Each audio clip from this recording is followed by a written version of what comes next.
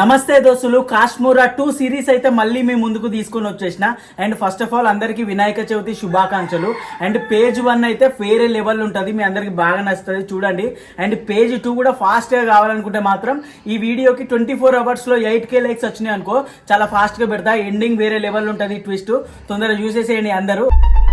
కాశ్మీరా నా చెల్లిని వదిలింది, కానీ నా చెల్లి ఇంకా అదే ఆలోచనలో పడి పిచ్చి పిచ్చిగా ప్రవర్తిస్తుంది. ఆ విషయం బిలాల్ కి చెప్పడంతో తనకు పట్టిన కాశ్మీరా చాలా శక్తివంతమైనది కాబట్టి ఇంకా పాప అదే మాయలో ఉన్నది అన్నాడు. 3 అమావాస్యలు పసుపు చీర కట్టుకొని ఎర్రటి బొట్టు పెట్టుకొని ఆ కాశ్మీరా పుట్టిన ఇదే వాడలో నిప్పుల కుంపటి పట్టుకొని 2 గంటల అర్ధరాత్రి సమయాన చీకటి సైతం నిద్రపోయే వేళ కనురెప్ప సైతం కొట్టకుండా వాడ ఆఖరి వరకు వెళ్లి తన చేతులతో నిప్పుల కుంపటిని 4 బాటల కాడ పెట్టి తన కుడి చేతితో చివరి అడుగు మట్టి పిరిగిడిలో తీసుకొని బిలాల్ చెప్పిన దాని ప్రకారం నిప్పుల కుంపటిలో ఆ మట్టిని వేసేస్తుంది. ఇది చివరి అమావాస్య కాబట్టి ఆ నిప్పుల కుంపటిని అక్కడే పెట్టి మళ్ళీ వెనక్కి తిరగకుండా ఇంటికి బయలుదేరి వెళ్ళమన్నాడు.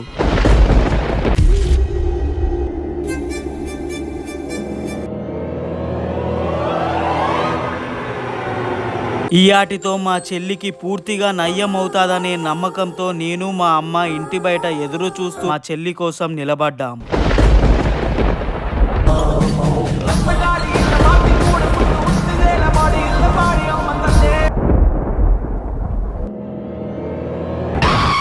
చెల్లి ఇంకా రావట్లేదే అనే టెన్షన్ ఇంకా నాలో పెరిగిపోతుంది. అమ్మా, చెల్లి వచ్చేసింది. అమ్మా కల్పన, అమ్మా ఆగు. అమ్మా నీకేమన్నా పిచ్చా?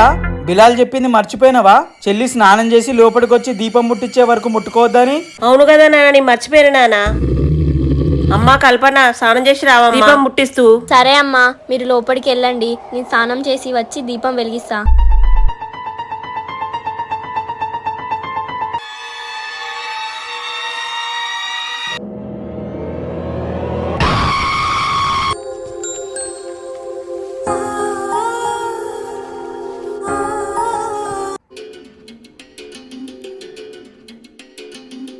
చెల్లెమ్మ, దీపాన్ని జాగ్రత్తగా దేవుని దగ్గర పెట్టిరా. బిలాల్ చెప్పింది గుర్తుంది కదా, 3 అమావాస్యలు దీపాన్ని కాపాడా. మనం 2 అమావాస్యలు కాపాడినాం, ఈ రాత్రి కూడా కాపాడినామంటే మనకు అంతా మంచి జరుగుద్ది. జాగ్రత్త వెళ్ళి దీపాన్ని దేవుని దగ్గర పెట్టిరా.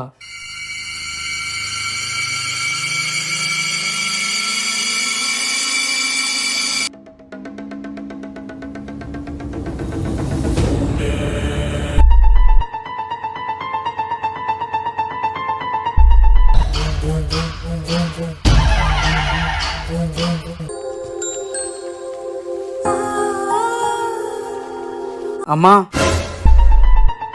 టైం 3 అవుతుంది, వెళ్ళి పడుకోండి. రేపు పొద్దున్నే వెలుగుతున్న దీపం పట్టుకొని బిలాల్ బాయ్ దగ్గరికి పోవాలా. సరే నాన్న, దా కల్పన పడుకుందాం.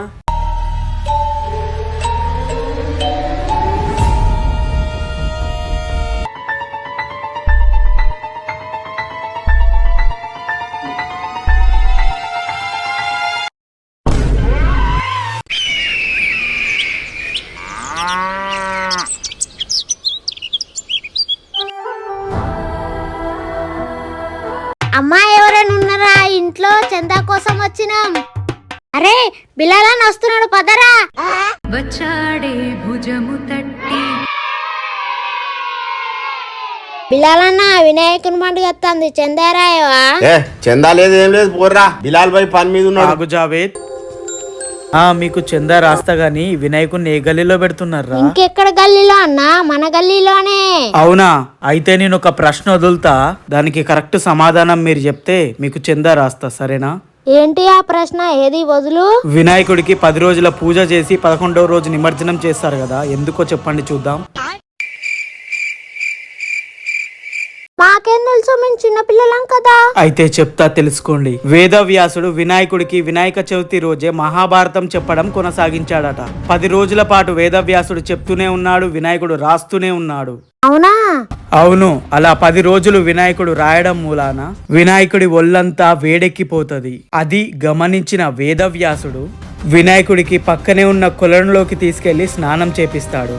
అలా స్నానం చేపించడంతో వినాయకుడు సంతోషపడి వేదవ్యాసుడికి మరియు ఊర్లో ఉన్న ప్రతి ఒక్కరికి ఒక వరం ప్రసాదించాడు. వరమా?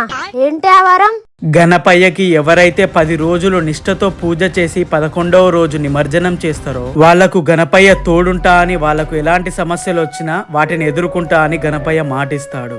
అవునా? ఆ గణపయ్య ఎంతో మంచోడో కదా. అవును చిన్న. జై బోలో గణేష్ మహారాజ్ కి అన్నా, వీని సమాధానం చెప్పలేగా అన్నా, మాకు చందా అయ్యేవా అన్నా? ఎందుకు ఇవ్వను?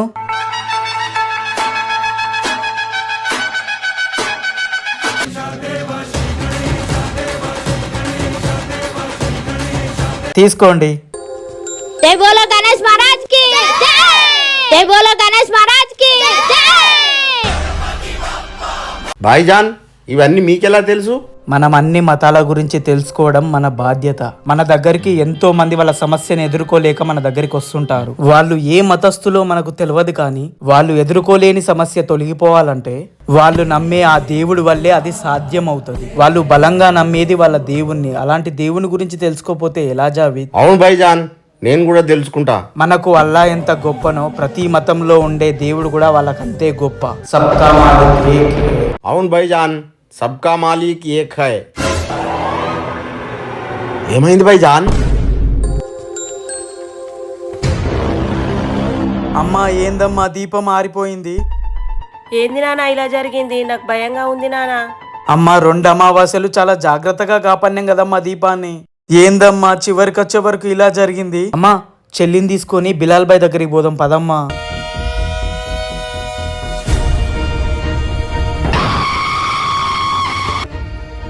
అమ్మా చెల్లేదమ్మా. నాకేం తెలుసు నాన్న, నేను నీ పక్కనే ఉన్నా కాదు నాన్న.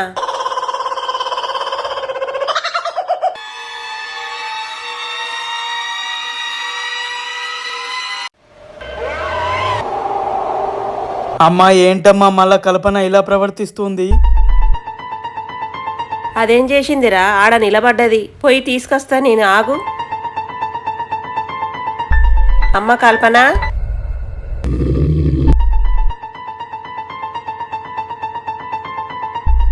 ఈ పిల్లేంది పిలుస్తంటే పలుకుతలేదు? అమ్మ కల్పన. అమ్మా, నిన్న నేను ఒక తప్పు చేశానమ్మా. ఏం చేసావు నానా? తప్పు చేసిందా? అందుకేనేమో దీపం ఆరిపోయింది. అమ్మా, నేను చెప్పలేనమ్మా, నాకు చాలా భయంగా ఉందమ్మా. చెప్పమ్మా. నువ్వు భయపడి మమ్మల్ని కూడా భయపట్టియకు నానా, చెప్పు నానా.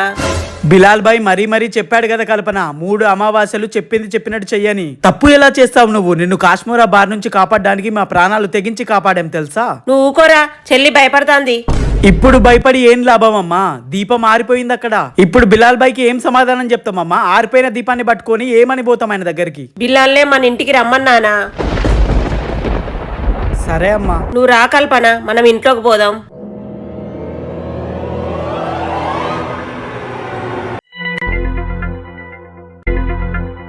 ఏం కాదు, నేనున్న ధైర్యంగా ఉండు. సరే అయ్యా వెళ్ళొస్తా.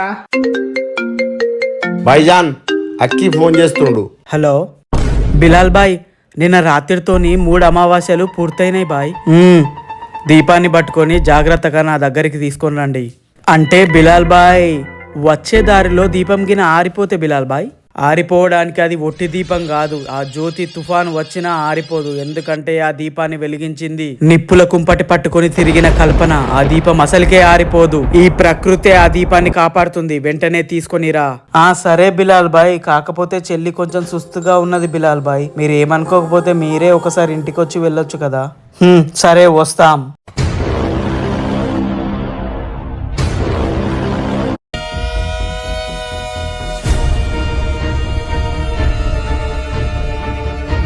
నిన్న రాత్రి ఏం తప్పు చేసినావు నానా? చెప్పు నానా నాకు.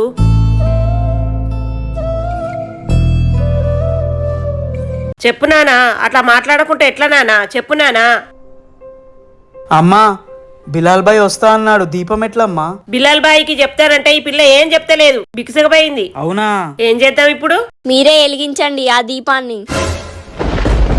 పిచ్చేమన్నా పట్టిందా అమ్మా చెల్లికి? నువ్వు ఆగు నానా. బిలాల్ కు దీపం మారిపోయిందని చెప్తే తర్వాత చేయాల్సింది చేయడు. బిలాల్ బాయ్ సాయం చేయకపోతే మన పరిస్థితి ఏంటి? ఈ దీపం ఒకటి గట్టెక్కిస్తే మన కల్పనకు ఏ ఆటంకం ఉండదు నానా, మంచిగుంటది నానా. అమ్మ చెప్పింది కూడా కరెక్టే, ఏదో ఒకటి చేయాలి. సరే అమ్మా.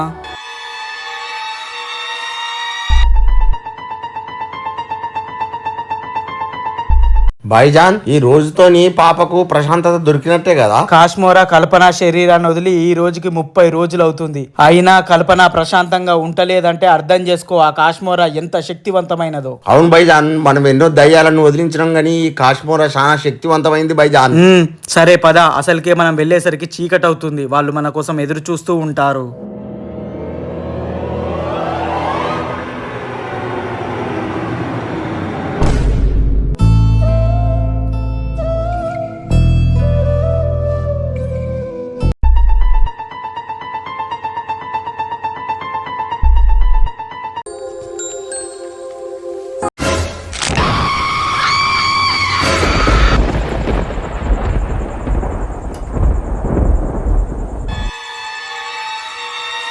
ఏమైంది బిలాల్ బాయ్?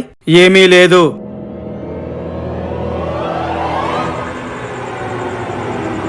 దీపం ఎక్కడుంది? లోపల దేవుని దగ్గరుంది.